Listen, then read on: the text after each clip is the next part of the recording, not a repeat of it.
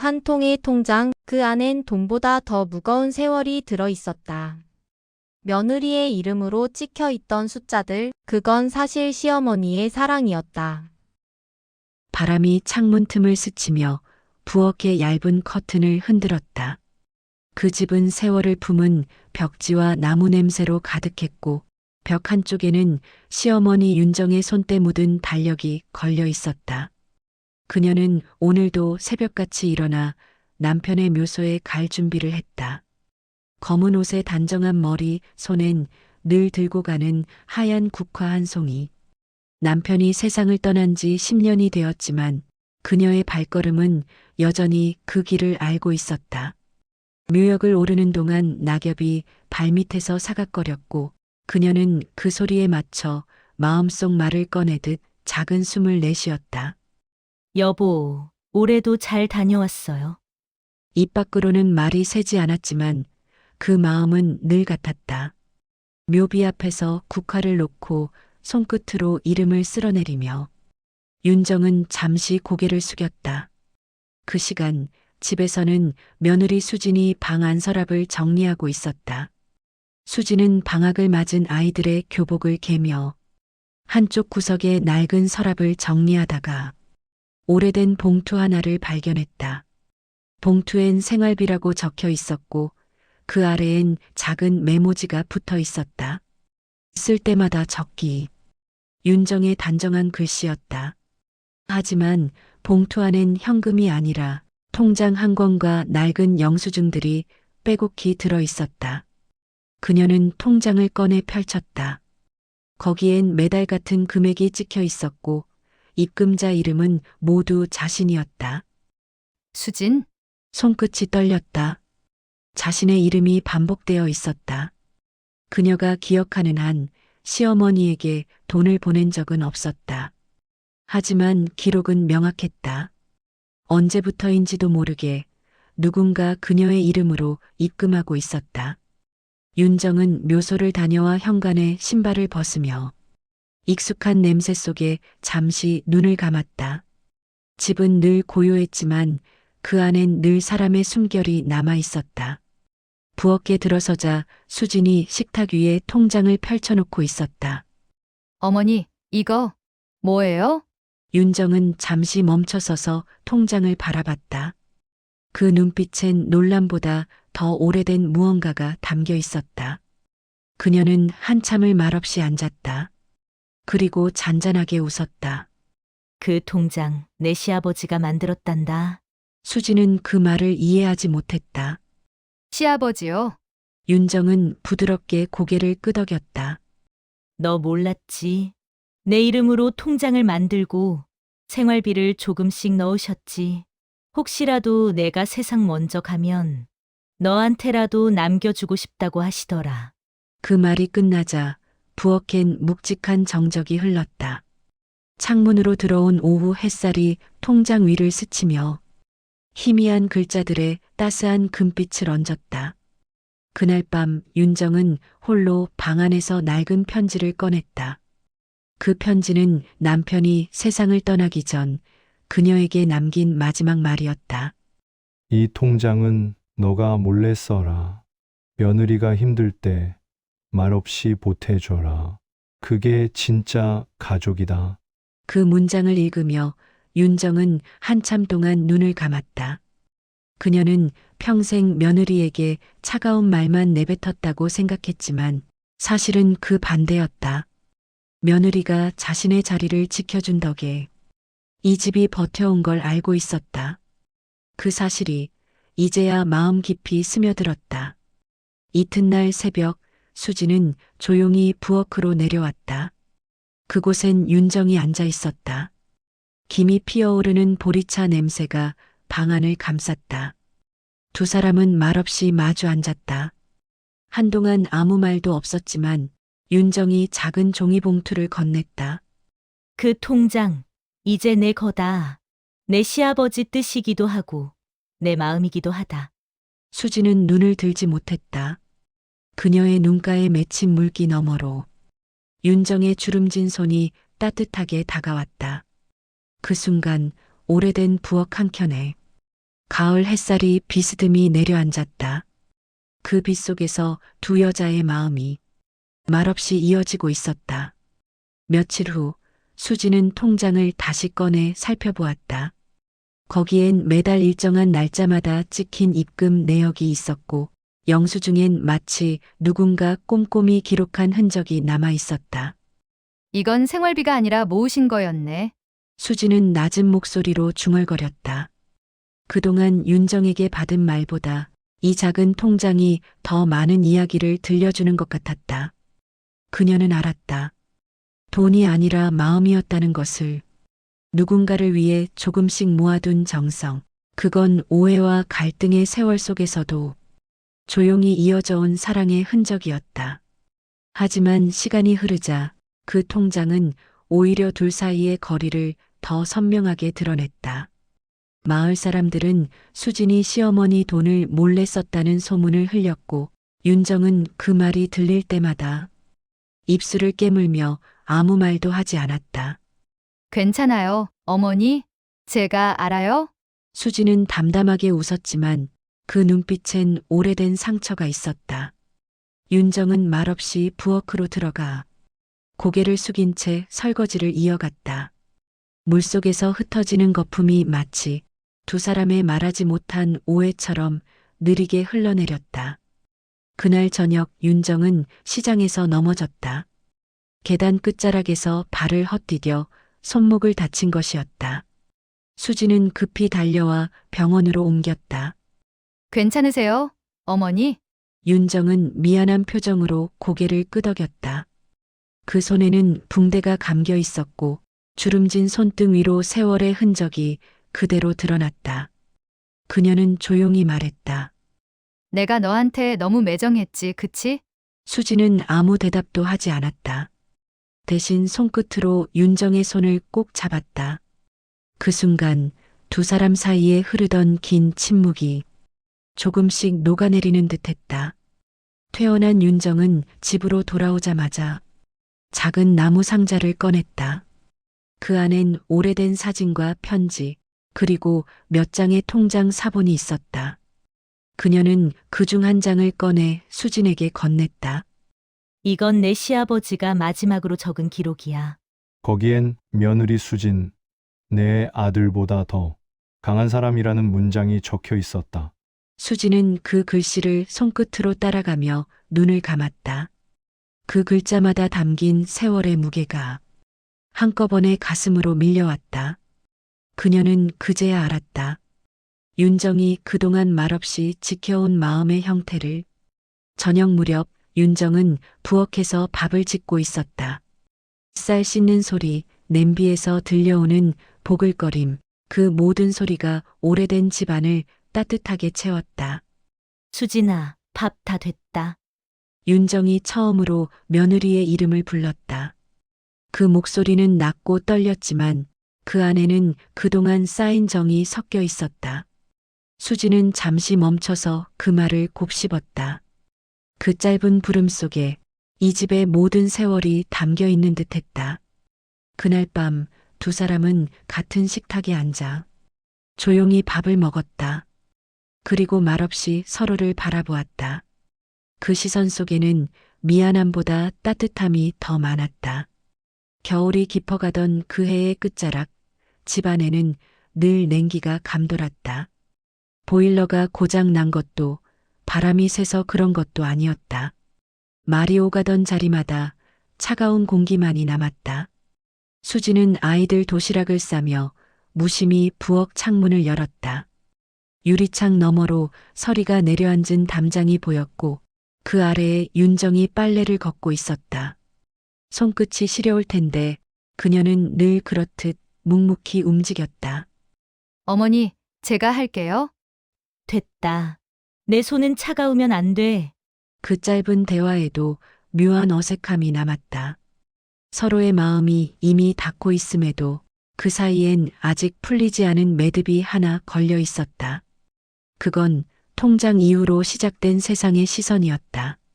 시골 마을의 말은 바람보다 빠르고 더 멀리 간다. 며느리가 그 통장 돈 다 썼다더라. 시아버지 유산이래. 그런 말이 돌기 시작한 건 윤정이 다친 뒤 얼마 지나지 않아서였다. 수지는 장을 보러 나갈 때마다 눈치를 느꼈고 편의점 앞에서 마주친 이웃들의 시선은 언제나 어딘가 묘하게 흘렀다. 그녀는 웃으며 인사했지만 돌아서면 손끝이 떨렸다. 집으로 돌아와 문을 닫을 때마다 그 소리가 유난히 크게 울렸다. 윤정은 그런 소문을 알고 있었다. 그러나 말하지 않았다. 사람들 입은 막을 수 없지. 시간이 지나면 알게 될 거야. 그녀는 그렇게 말했지만 밤마다 한숨이 깊어졌다. 그러던 어느 날 수진이 잠시 자리를 비운 사이 누군가 집에 들어왔다. 현관문은 잠겨 있었고 창문은 닫혀 있었지만 서랍 속 통장이 사라졌고 그녀는 눈앞이 하얘졌다.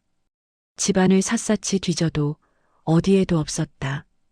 윤정은 무표정하게 말했다. 그럴 리가 없는데. 그녀의 목소리엔 놀람보다 다른 감정이 섞여 있었다. 수지는 자신도 모르게 물었다. 어머니, 설마 어머니가 옮기신 거 아니세요? 그 말이 떨어지자마자 공기가 멈춘 듯 고요해졌다. 윤정은 천천히 고개를 들었다. 내가 그럴 사람으로 보이니? 그 말은 차분했지만 그 속엔 긴 세월이 응축되어 있었다. 아니요, 그런 뜻은 아닌데. 그냥 너무 놀라서요. 수지는 고개를 숙였지만 이미 두 사람의 마음은 흔들리고 있었다. 며칠 뒤 경찰에서 전화가 왔다. 인근 마을의 무인 ATM에서 수진 이름의 통장이 사용됐다는 것이다. 입금 내역은 그대로였지만 출금은 전액 인출되어 있었다. 윤정은 수화기를 붙잡은 채 말이 없었다. 그녀의 손이 작게 떨렸다. 누가 그런 짓을. 그 말이 끝나기도 전에 수진의 눈가가 붉어졌다. 저 아니에요, 어머니. 정말 그런 일 한 적 없어요. 그녀의 목소리는 울먹였고 윤정은 단지 조용히 그녀를 바라봤다. 그 눈빛엔 믿음과 불안이 교차했다. 둘 다 서로를 믿고 싶었지만 현실은 그 믿음을 허락하지 않았다. 며칠 후 경찰이 알려왔다. 통장을 사용한 사람은 윤정의 사촌 오빠였다. 과거 윤정이 남편과 함께 살 때 생활비를 빌려주었던 그였다.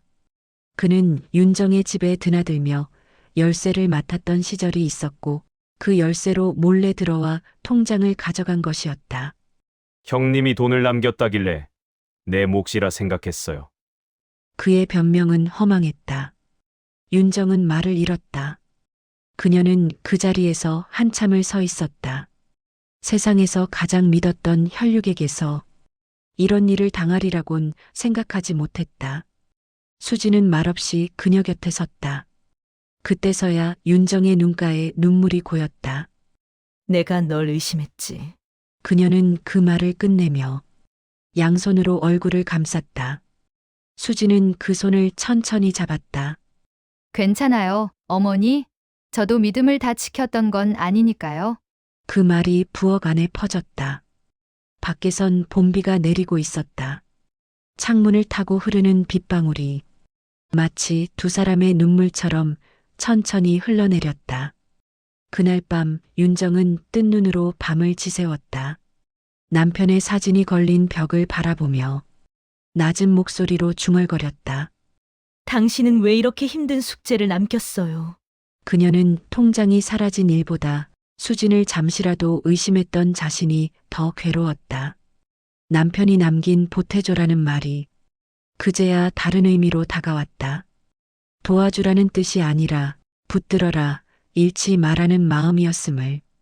윤정은 천천히 눈을 감았다. 그날 새벽 빗소리가 멈출 즈음 그녀의 얼굴엔 오랜 시간 묻어있던 굳은 표정이 풀려 있었다. 며칠 뒤 수지는 우체통에서 한 통의 편지를 발견했다. 보낸 사람은 윤정이었다. 이 편지는 혹시라도 내가 말을 못할 날이 올까 봐 미리 써둔 거야. 그 문장으로 시작된 편지는 길고 조용했다. 나는 평생 며느리라는 이름으로 너를 봐왔지만 이젠 사람으로서 너를 본다. 너는 내 아들이 살아있었다면 함께 웃을 수 있었을 아이야. 내가 내게 준 모든 상처를 그가 대신 미안해할 거다. 수지는 편지를 들고 부엌 의자에 앉았다. 그 문장을 읽는 동안 가슴 속에서 무언가 천천히 풀어지는 듯했다. 며칠 후 경찰이 통장을 돌려주었고 거기엔 잔액이 거의 남지 않았지만 수지는 그 통장을 윤정에게 건넸다. 이제 이건 어머니 거예요. 윤정은 고개를 저었다. 아니야. 그건 너한테 남겨둔 마음이야. 돈은 사라져도 마음은 아직 있잖니. 그녀의 말은 부드러웠고 그 말이 닿지 못한 부분은 눈빛이 채워주고 있었다. 윤정은 손끝으로 통장을 쓰다듬었다. 그 표정엔 슬픔보다는 안도에 가까운 빛이 있었다. 그리고 천천히 말했다. 사람은 마지막에야 보이는 게 있더라. 좋았던 것도 미안했던 것도 그게 다 사랑이었더라. 며칠 뒤 두 사람은 들녘으로 나갔다. 윤정은 지팡이를 짚고 천천히 걸었다. 논둑엔 새순이 올라왔고 들꽃들이 바람에 고개를 숙였다. 이 길 아버님이 자주 걸으셨다면서요? 수진의 말에 윤정은 고개를 끄덕였다. 그래. 늘 이 길 끝에서 손을 흔들었지. 그녀의 눈가가 젖었다. 그때 멀리서 아이들이 뛰어오는 소리가 들렸다. 손주들이 들고 온 노란 민들레 한 송이를 윤정의 손에 쥐어주었다. 할머니, 이거 선물이에요. 그 작은 손의 온기에 윤정의 손끝이 떨렸다. 그 떨림 속엔 눈물 대신 미소가 번졌다. 그날 저녁 수지는 윤정이 잠든 방 앞에서 오래도록 문을 바라봤다. 문틈 사이로 새어나오는 희미한 불빛이 마치 오래된 기억처럼 잔잔했다. 그녀는 조용히 속삭였다. 어머니, 이젠 제가 지킬게요. 그 통장도, 이 집도, 우리 마음도.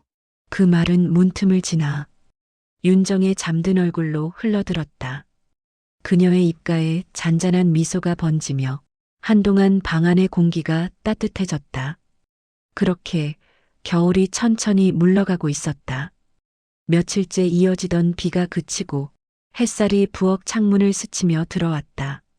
그 빛은 오래된 식탁 위에 쌓인 먼지를 반짝이게 했고 그곳엔 윤정이 직접 만든 반찬들이 놓여 있었다. 오랜만에 가족이 다 함께 모이기로 한 날이었다. 수지는 장독대 앞에서 김치를 꺼내며 한때 그 자리를 무겁게 만들던 기억들을 떠올렸다. 이제 그 기억이 아프지 않았다. 그저 세월의 한 장면처럼 조용히 지나가 버린 시간처럼 느껴졌다. 어머니, 오늘은 제가 밥 차릴게요. 됐다. 넌 애들 챙겨. 여전히 말투는 단단했지만 그 안엔 부드러움이 배어 있었다. 두 사람은 부엌으로 가며 익숙한 리듬으로 움직였다. 칼끝이 도마를 두드릴 때마다 오래된 오해가 조금씩 사라지는 듯했다. 식사가 끝난 후 윤정은 작은 봉투 하나를 내밀었다. 이건 내 이름으로 새로 만든 통장이야. 수지는 놀란 눈으로 바라봤다. 또요? 윤정은 미소를 지었다. 이번엔 내가 직접 넣었지. 생활비 명목은 아니야. 그냥 나중에 너도 누군가에게 이 마음을 전할 날이 오면 쓰라고. 봉투 안엔 얼마 되지 않는 금액이 적힌 통장과 짧은 메모 한 장이 들어 있었다. 사람의 정은 남겨야 한다. 그 문장은 단순했지만 그녀의 삶 전체가 담긴 말 같았다. 그의 늦가을 두 사람은 함께 김장을 했다. 배추를 절이고 마늘을 다지고 고춧가루를 붓는 동안 서로의 손끝이 맞닿았다. 예전엔 이런 거 혼자 하셨죠? 그래서 손목이 이 모양이지. 윤정은 웃었다. 그 웃음 속엔 긴 세월을 견딘 사람만이 가진 고요한 온기가 있었다. 김치 양념이 손등에 묻었지만 그 누구도 닦지 않았다. 그냥 그 온도 그대로 시간이 흘러가도록 내버려 두었다. 창밖으로는 낙엽이 바람에 흩날리고 있었고 그 풍경이 마치 그들의 마음 같았다. 서로를 향해 조금씩 그러나 확실히 다가서는 풍경. 겨울이 오기 전 윤정은 감기로 입원했다. 의사는 단순한 피로라고 했지만 수지는 문득 그 손이 너무 차갑다는 걸 느꼈다. 그녀는 밤새 병실을 지켰다. 이불 위로 쏟아지는 새벽 햇살이 윤정의 얼굴을 비췄다. 그 빛은 부드럽고 따뜻했다. 윤정은 잠시 눈을 떴다. 수진아, 내 인생에 내가 있어서 다행이야. 그 한마디에 수진의 눈물이 고였다. 그녀는 아무 말 없이 고개를 숙였다. 그 말이 오래도록 귓가에 남았다. 시간이 흘러 윤정은 회복했다. 그리고 어느 봄날 두 사람은 마을 끝 들녘을 함께 걸었다. 바람에 실린 냄새 속엔 흙과 새싹 그리고 기억의 향이 섞여 있었다. 윤정은 들꽃을 바라보다가 말했다. 저기 봐라. 아무도 돌보지 않아도 저렇게 피어나는 거. 사람 마음도 저래야지. 누가 밟아도 다시 일어나는 거야. 수지는 그 말을 마음에 새겼다. 그녀는 더 이상 며느리로만 존재하지 않았다. 한 사람으로서, 한 가족으로서 이 집의 새로운 이야기를 이어가는 존재가 되어 있었다. 그의 여름 윤정은 조용히 세상을 떠났다. 그녀의 방 안에는 작은 수첩이 한 권 남아 있었다. 그 안엔 매달 날짜와 함께 짧은 메모가 적혀 있었다. 오늘 수진이 김치 담갔다. 참 잘한다. 손주들이 웃었다. 그 웃음이 아비 얼굴 같았다. 남편, 나 이제 조금은 덜 외롭다. 그 기록들은 일기라기보다 삶의 온기를 붙들어둔 흔적 같았다. 수지는 그 수첩을 가슴에 안았다. 그 안에서 윤정의 목소리가 조용히 살아 숨쉬는 듯했다. 며칠 후 수지는 윤정이 남긴 통장을 꺼냈다. 마지막 페이지에 작은 글씨로 한 줄이 적혀 있었다. 이 통장은 이제 마음의 기록으로 남긴다. 그 문장을 읽는 순간 눈물이 아닌 따뜻한 미소가 번졌다. 그녀는 통장을 접어 장독대 아래에 묻었다. 그곳은 윤정이 평생 김치를 담그고 편지를 숨기던 자리였다. 바람이 지나가며 장독의 뚜껑을 살짝 흔들었다. 그 소리가 마치 윤정의 목소리처럼 들렸다. 잘 지내라. 내 며느리. 세월이 흘러 아이들이 자라 집을 떠났고 수지는 여전히 그 집을 지켰다. 부엌의 벽에는 윤정의 사진이 걸려 있었고 그 아래엔 새 달력이 달려 있었다. 매일 아침 수지는 그 앞에서 짧게 인사를 건넸다. 어머니, 오늘도 다녀올게요. 그리고 부엌 창문을 열면 햇살이 들어와 식탁 위를 따뜻하게 덮었다. 그 빛 속엔 윤정의 기척이 있었다. 그녀는 그 사실을 느꼈다. 사람은 떠나도 마음은 여전히 집 안 어딘가에 남아있다는 걸. 어느 봄 새벽 수지는 장독대 앞에 앉았다. 새벽 안개가 들녘을 덮고 새소리가 멀리서 들려왔다. 그녀는 손을 모아 눈을 감았다. 어머니, 이제 제가 이 집을 지킬게요. 당신이 남긴 마음 그대로. 그 말은 바람에 실려 하늘로 천천히 올라갔다. 그 순간 장독대 위에 한 줄기 햇살이 내렸다. 그 빛은 조용히 그녀의 어깨를 감쌌고 그녀의 마음은 이상하리만큼 따뜻했다. 그날 오후 수지는 집안을 천천히 걸었다. 윤정이 남긴 모든 것들이 이제는 더 이상 슬프지 않았다. 그저 고맙고 그리웠다. 창가에 걸린 커튼이 바람에 흔들리고 햇살이 방 안으로 번졌다. 그 빛 속에서 수지는 문득 이런 생각을 했다. 사람의 마음이란 결국 서로를 이해하려는 시간의 모양이 아닐까 하고, 그리고 그 시간은 누구도 대신 써줄 수 없는 이야기라는 걸. 그녀는 조용히 미소 지었다. 그 미소가 방안을 채우며 마치 오래된 노래의 끝처럼 부드럽게 흘러갔다.